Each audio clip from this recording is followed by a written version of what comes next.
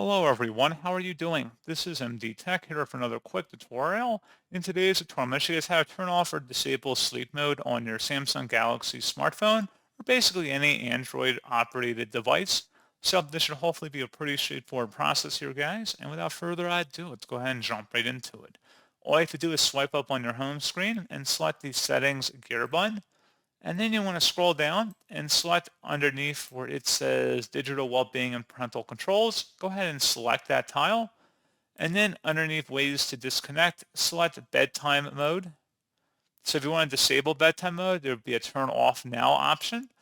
Turn off bedtime mode. And you can also go underneath the bedtime routine here by selecting that. And you can select none. If basically you want to just turn off bedtime mode scheduling on your phone.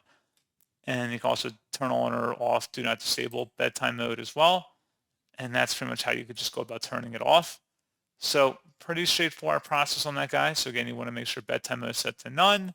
Do not disturb mode is disabled as well. So pretty straightforward process. And as always, thank you for watching. I do hope I was able to help you out. And I do look forward to catching you all in the next tutorial. Goodbye.